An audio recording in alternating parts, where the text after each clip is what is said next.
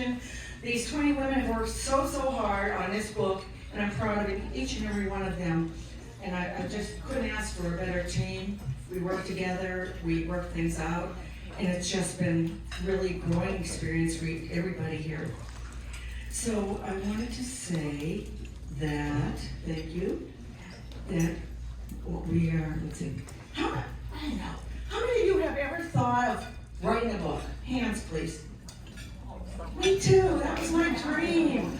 It was a passion in my heart as I had so many messages I wanted to share with everyone. I started a book many years ago, but life got in the way and it never materialized. Several months ago, I heard of an anthology book. Have you before this ever known what that was? No. I didn't either. But what it is, it's a compilation where several authors come together and they write a chapter of a book, and it's all compiled into one integrated book.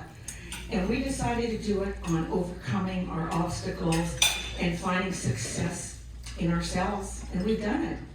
So again, these women are number one.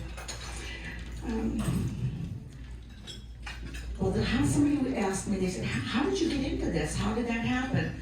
And again, I wanted to write a book. The seed was always there, but too many things going on.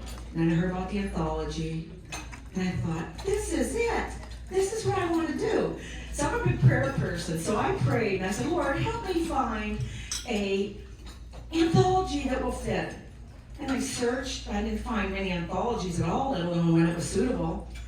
And then I prayed again, and I felt him tap me on the shoulder, and he said, why not you? I said, oh. I was so scared and terrified, I did not even know where to begin. How could I do this? How could I ask all these women, would they go along with my dream? Would they want to be included in a book? So I put it out there, and they sure did want to be included in a book. We have all 20, and they are just marvelous. And that's 15 of us from Erie, Pennsylvania, 4 from California, and 1 from Hawaii. So yeah, it's a nice mix of women. And I thought, well, okay, how do I do this? So I looked it up, and I researched, and I remember Heidi Park Kerner had this wonderful woman, Corey Walmsley, who was a publisher. She had her speak at one of the Zoom meetings, and she impressed me, and I remembered her name because she impressed me. So I contacted Corey, and here we are. So each of our beautiful authors are going to share just an excerpt from their story. Not the whole story, you can be here for a while, but just an excerpt to just to give you a taste and a flavor of what it's about, because there's so many different subject matters here. You know, some had domestic violence, some were kidnapped, some were, And so we are just going to give you snippets. So for number 1, I'm going to call up our own Valerie Weaver.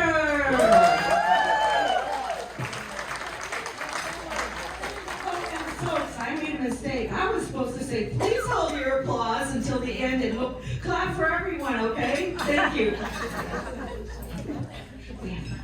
So Valerie Weaver, and her chapter is Small Town Jewel. Let's switch up the mics. Now, keep that one there when you're done. You're going to take that one, okay? Thank you. And you read first, you have to set the pace, right? Okay. Follow your passion, it will lead you to your purpose. That is by Oprah Winfrey. In March of 2020, COVID-19 hit. My full schedule of jewelry shows and events were canceled as the entire country ground to a screeching halt, and we went into lockdown. So now what?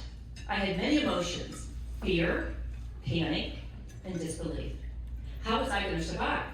I was in the people business, and this is what I knew and loved, and quitting was not an option. Panic and uncertainty abounded. I soon got over the shock, and I could hear my dad in my ear saying, "You will figure it out," and I did.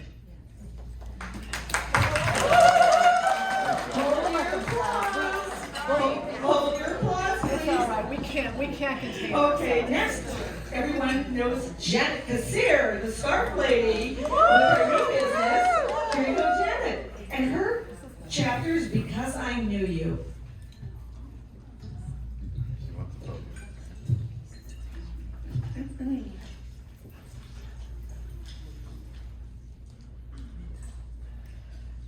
I don't ask for the sights in front of me to change, only the depths of my seeing.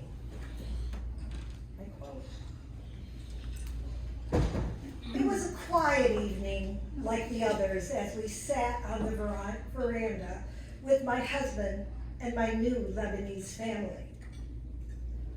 All at once, an explosion ripped through the darkness, and all one could hear was the loud ringing in your ears and the muffled screams. Screams in a foreign language I did not understand. All I could see through the smoke were the shadows of my family members trying to make their way to safety.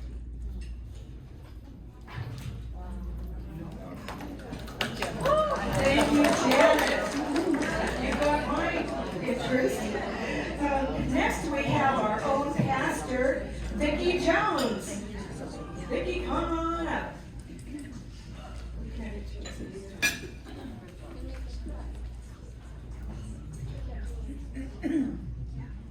My quote is from the Reverend Dr. Martin Luther King Jr. If you can't fly, run. If you can't run, walk. If you can't walk, crawl. But by whatever means necessary, don't stop moving.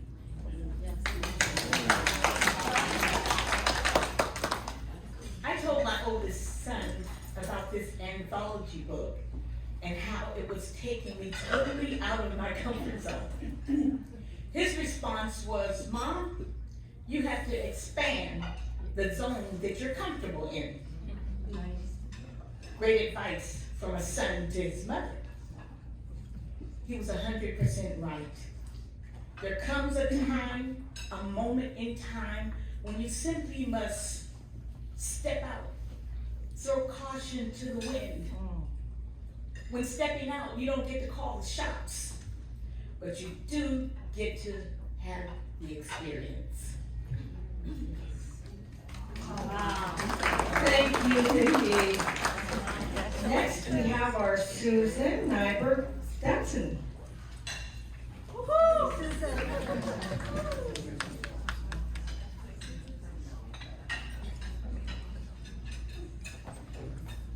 We must be willing to get rid of the life we've planned so as to have the life that is waiting for us. Joseph Kimball. Nobody knew that I drove to work in tears most days. Nobody knew that my husband was verbally abusive. But who in their right mind would give up on a 40-year relationship? Not me. I just need to make some new plans. Then out of nowhere, bam, I was diagnosed with invasive ductal carcinoma. And that really didn't fit into my plans. Oh, Susan, that was awesome. And Susan's chapter was Finding Me, a Story, Denial, and Survival. And that sure fits. Next, our own Peggy Schwab. And her, she's in the chapter of Footloose and Fancy Free. That just fits. I just can't stand behind the podium. Back up a little bit. I have to actually, have to move. Get in front of the Your mirror. second life begins when you realize you only have one. Think about that. Okay, enough about that. Now I'm gonna tell you about me. I stood on my grandfather's size 12 fuse at age 3. I learned to jitterbug. I looked up at him and I could not believe the 6'4", beautiful, handsome man. I felt magic in my body and I liked it. One could say I was born to move, you think? I was so young at the time, I did not realize I was creating lifetime memories. So for now, I keep on dancing. You can just leave it there.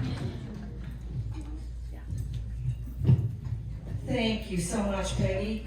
And next we have Remley Peck, Stay the Course.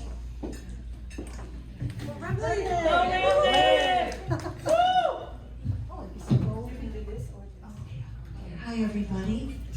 My quote is, as I change my thoughts, the world around me changes. And that's by Louise Hay, my favorite author. You know what? I've come to the conclusion that the major theme for my life should be, stay the course. In other words, stay strong and carry on no matter what. Just keep showing up. Every time I heard those words when I was younger, I just had to laugh. Things will always work out, my grandmother would say to me. One way or the other, right? I just roll my eyes and say, yeah, right, Gram. But truth be told, my Gram was right. I just didn't believe it then. Thank you. Thank you, Remley. It's beautiful.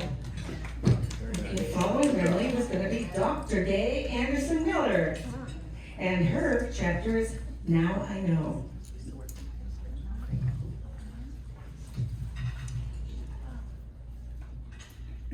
Sometimes you have to get hit in the face with a baseball bat a couple times before you realize how good you look with your teeth capped. I longed for a child for 9 years. My first baseball bat came when I took a big career risk and it did not work out. So I worked on a doctorate at a place that allowed me free pregnancy IVF treatments.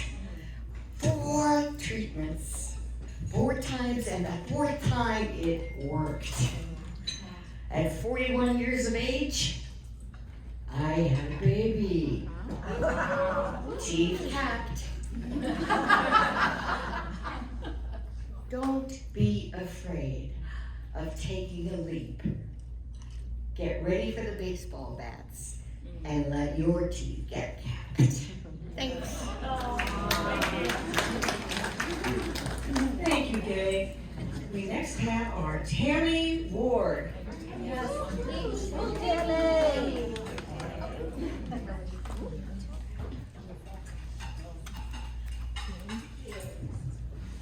So my quote is, that which does not kill us makes us stronger. I could hear my dad, who was the supreme optimist, saying to me, attitude is everything, Tammy Sue, and it will make or break you. I chose a positive one, and it is a choice. We can't control what happens to us, but we can control how we react to it, and therefore how it affects us. It is one of the few things we can control, and I was about to learn that all too well. Thank you, Tammy. And Tammy's title was A Mother's Journey, Finding Peace. Oh, she's so good, I got confused. I thought it was over. Oh, my intro. Yeah, I thought it was over. Okay, next we have our own queen, Heidi Parker. And it's your time to shine. Find the courage to grow into the person you've always envisioned becoming. My quote from Megan Roxanne.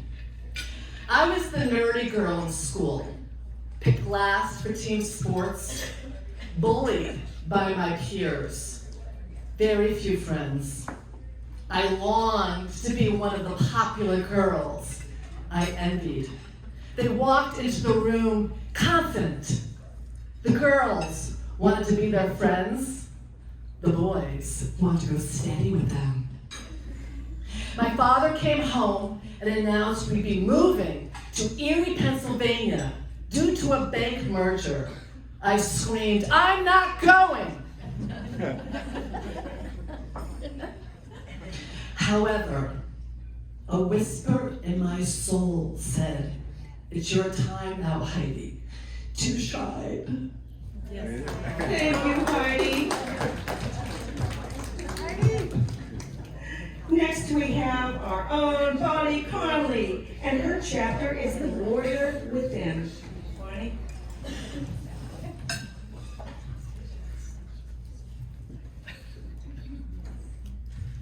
Good morning, everybody. Or afternoon, thank you. The Lord is near to the brokenhearted and saves those who are crushed in spirit. Psalms 34:18. It was an early spring morning in April of 2008. Am I dreaming? I'm sure I heard something. I finally rolled out of bed and went to explore. There was a knock at the front door. When I opened it, there stood a state trooper. Oh no, was our son in trouble? But it was far worse than we could have possibly imagined. Thank you, Bonnie. We next have our Cindy Mguchi, and her title chapter is Thrive. Thank the Lord, we're all here. This is a personal quote. We are on a most fascinating journey, a journey of self-discovery, live, learn, and thrive. Near-death experiences change a person's perception about life and death. I had died. The synchronicity of standing by my angel nurse had saved my life.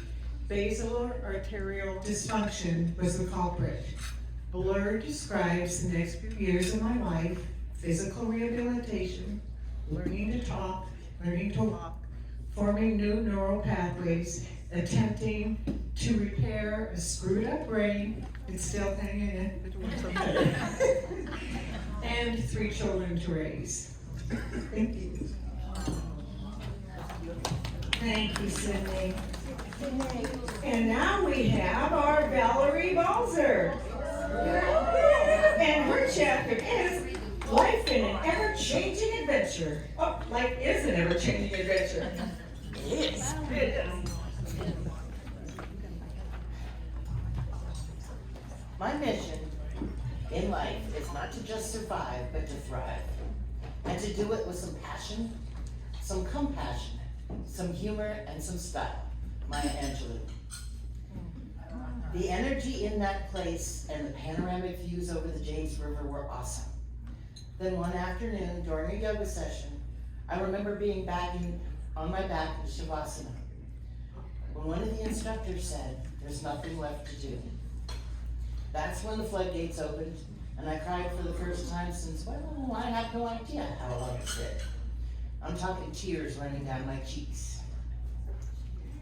Wow, thank you, Valerie. Now we have one more person. Last but not least, me. My chapter is Reinventing Myself. Never give up, never ever give up. Oh no, what am I gonna do now? I was broken, devastated, and depressed. After a successful career as an industrial engineer, I found myself unemployed at the age of 59. Being a positive, onward and upward person, I thought, well, I'll just get another job. I went to school 9.5 years of evening classes after working all day to attain up to my master's in professional leadership.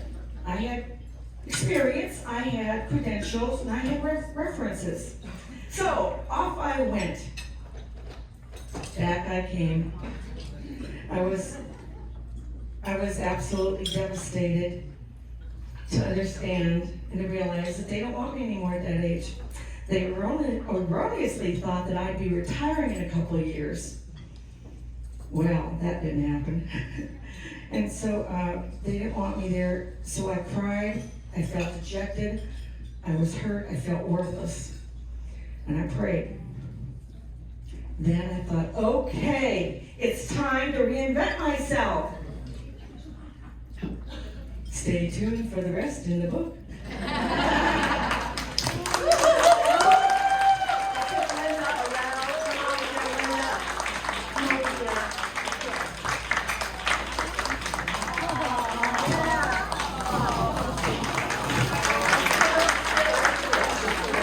All my authors come up on stage. All my authors, let's say a photo op, and you get the well